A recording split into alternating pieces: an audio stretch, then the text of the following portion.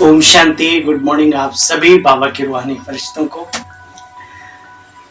कल बाबा ने अव्यक्त मुरली के आधार से हम सभी को बाबा ने कहा, बच्चे जो आप अपने जीवन में अनुभव करेंगे आपके द्वारा वही सामने वाले भी अनुभव करेंगे। नवीनता चाहिए सेवाओं में कि जैसे हम में महसूस हुआ कि मेरा बाबा मुझे मिल गया, ऐसे औरों को भी लगे मेरा बाबा आ गया, मेरा बाबा हम सबका बाबा है ना।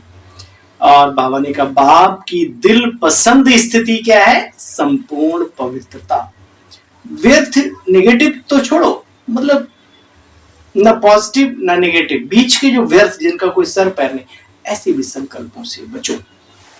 तो आइए बाबा का शुक्रिया अदा करते हुए आज की मुरली सुनते हैं। मधुर मुरली का सार आज का है 14/7/2025 की तारीख की मुरली है और इसका हेडलाइन है, मीठे बच्चे बड़े बड़े स्थानों पर बड़े बड़े दुकान यानी सेंटर खोलो।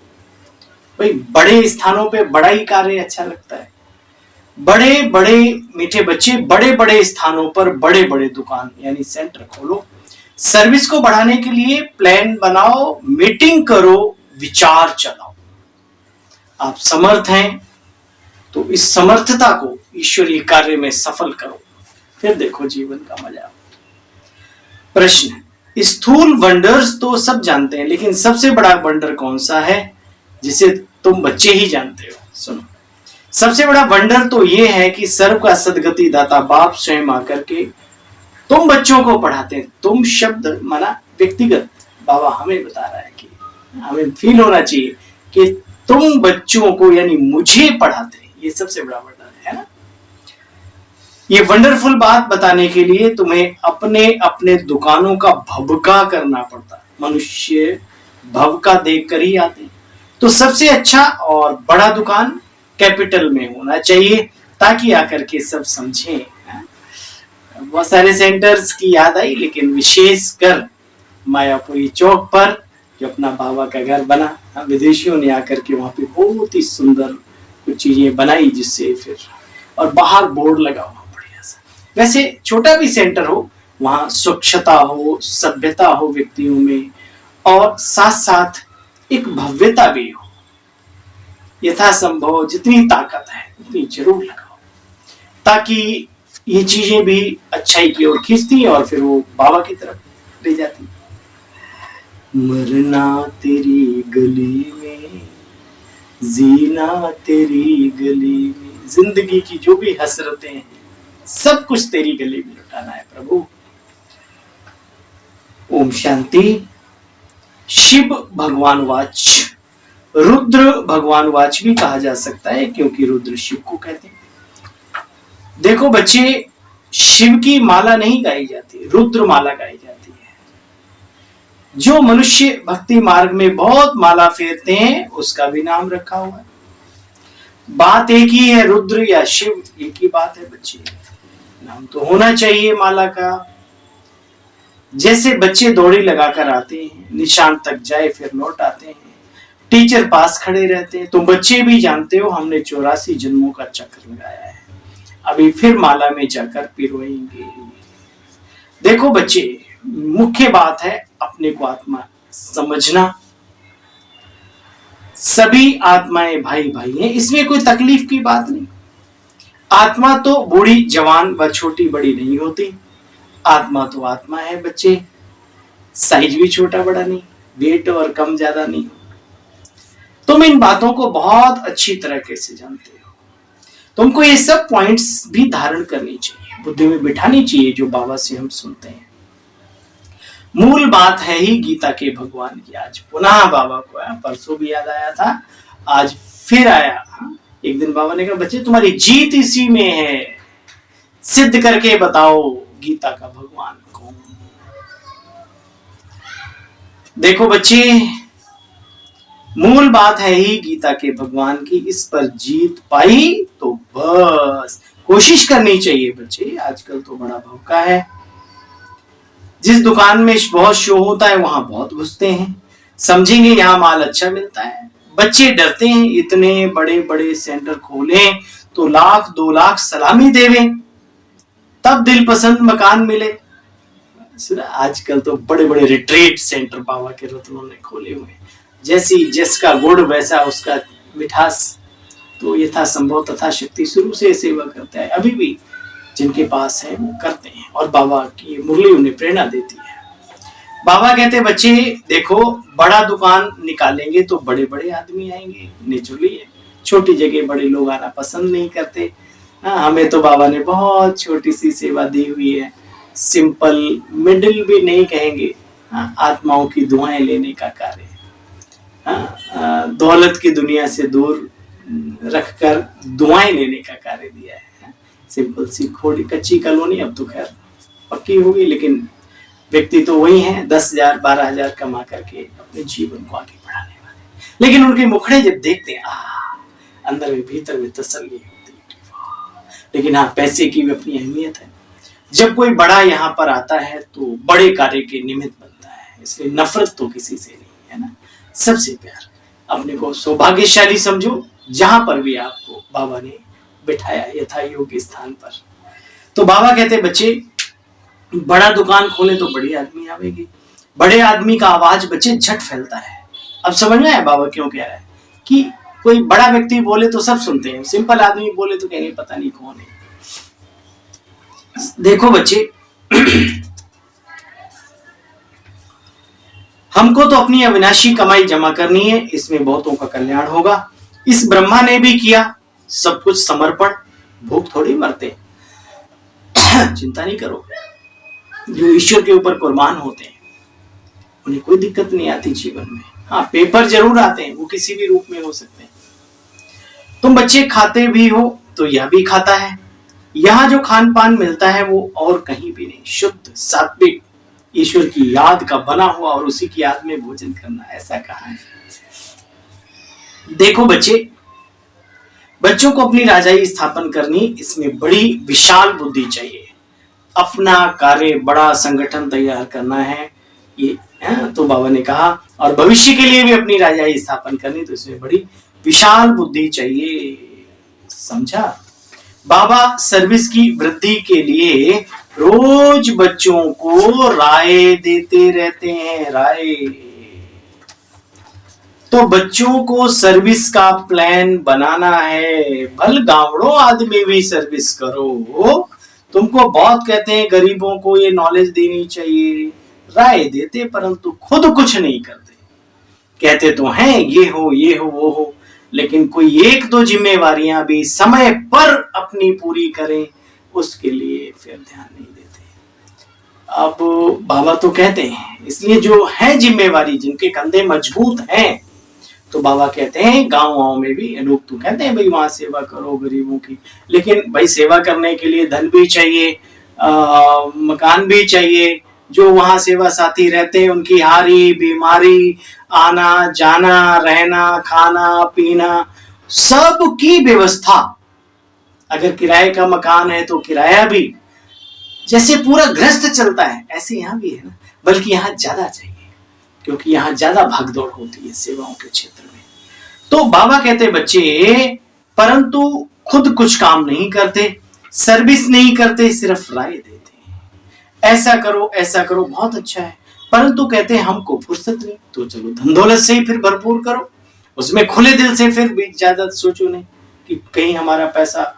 अरे भाई ईश्वरी कार्य में लग रहा है, कहाँ किसी के कहने से पहले काम कर देना चाहिए, ये मैं मानता हूं। बच्चे, नॉलेज तो बहुत अच्छी है, सबको ये नॉलेज मिलनी चाहिए। अपने को बड़ा आदमी, तुमको छोटा आदमी कहीं समझते हैं, तुमको बहुत खबरदार रहना है बच्चे। उस पढ़ाई के साथ फिर यह पढ़ाई भी मिलती है, पढ़ाई से बातचीत करने का अकल आ जाता है बच्चे, मैनर्स भी बहुत अच्छे हो जाते हैं। अनपढ़े तो जैसे भुट्टू होते हैं, कैसे बात करनी अकल नहीं है। बड़े आदमी को हमेशा आप कहकर बात करनी होती है। देखो बाबा अपने बच्चों को कैसे सभ्यता से सिखा रहे हैं, कैसे सभ्यता सिखा रहे हैं। बड़े को आप कह करके बोलना होता है। तो बाबा पहले राय देते, बच्चे दिल्ली जो कि परिस्तान बनाना है तो वहां पर बहुत बड़े बड़े लेवल के मुरली साकार है ना। अब तो देखो ना ओआरसी खुल गया और छोटे छोटे सेंटर भी अब बड़े बड़े हो गए, 5 स्टार 7 स्टार क्या बोलेंगे, 11 स्टार बन गए। और ये बाबा के कब के संकल्प हैं जो देखो अभी पूरे हुए। तुम बच्चों को बड़ी खुशी होनी चाहिए, बाबा हमको क्या से क्या बनाने हैं। अच्छा बच्चे, मौत तो सामने खड़ा है ना, अब सामने नहीं, मैं तो कह रहा हूँ बाबा मौत सबके सिर पे खड़ा है। कल भी दिल्ली एनसीआर में 3 बार झटके आए, कहीं तगड़ा आ जाए तो बस वही ओम शांति स्वाहा सब देखते हो, लड़ाई लगती रहती है। तुम बच्चों को फख्र होना चाहिए, हमको कौन पढ़ाने आते हैं। एम ऑब्जेक्ट से नर से नारायण बनने की भी सामने खड़ी है तो मौत भी सामने खड़ी है।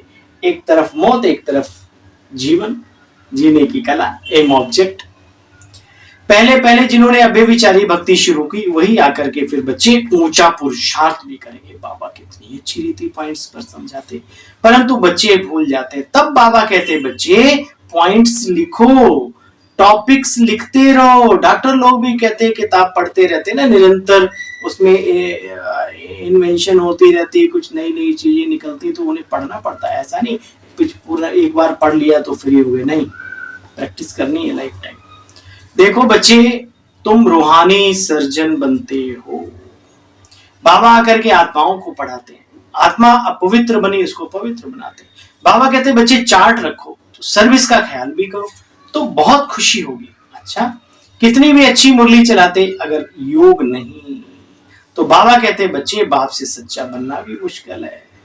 तपस्या बहुत जरूरी है, खाली ज्ञान ज्ञान ज्ञान, ज्ञान भी जरूरी है लेकिन योग भी जरूरी है। देखो, अगर समझते हैं हम बहुत तीखे हैं, बाबा को याद कर चार्ट भेजें तो बाबा समझेंगे सच है या झूठ है। अच्छा, बच्चों को समझाया है, बच्चे अच्छा और बड़ा सेल्समैन, समझदार सेल्समैन बनना है। किसका? अविनाशी ज्ञान रत्नों का, जो आपके मुख से लोग सुनने के लिए लालायित रहे। ये टू द पॉइंट बात करते हैं लेकिन बहुत पते की बात करते हैं। अच्छा भाई, मीठे मीठे सिकीले बच्चों प्रति माता पिता बाप दादा का याद प्यार और गुड मॉर्निंग। रूहानी बाप की रूहानी बच्चों को नमस्ते, और हम सब रूहानी बच्चों की बाबा आपको भी नमस्ते।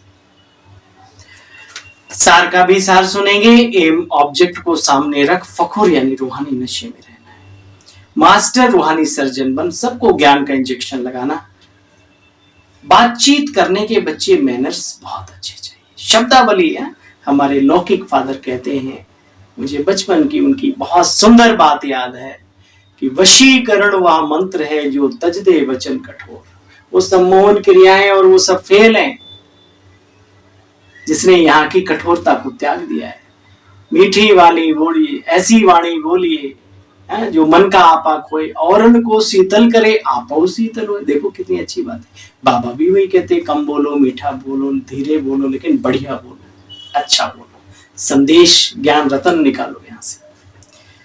बच्चे, बातचीत करने के मैनर्स अच्छे रखने हैं। क्या बोला था बाबा ने? अपने से बड़े को आप कह के, छोटे को भी आप कहो, तब तो आपका रिकॉर्ड रखेंगे। आजकल कहते हैं छोटे हमारा सम्मान नहीं करते। आप बड़े होके छोटे का सम्मान करोगे तब सम्मान मिलेगा। बातचीत करने के मैनर्स अच्छे रखने, आप कहकर बात करनी है। हर कार्य फ्राक दिली से करना है, चिंता नहीं करो, कंजूसी नहीं करो, दिल में हृदय विदीर्ण ना हो, धक धक धक धक नहीं। वरदान है, सर्व कर्मेंद्रियों की आकर्षण से परे कमल समान रहने वाले, दिव्य बुद्धि और दिव्य नेत्र के वरदानी भव। सुना?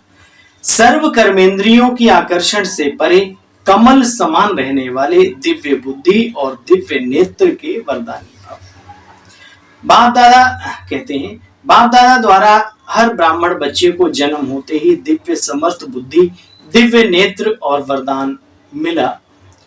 जो बच्चे अपने बर्थडे की या गिफ्ट सदा यथार्थ रीति यूज करते हैं, भाई बचपन पैदा होते ही मिल गया ना ये सब कुछ, वे कमल पुष्प के समान श्रेष्ठ स्थिति के आसन पर सदा स्थित रहते।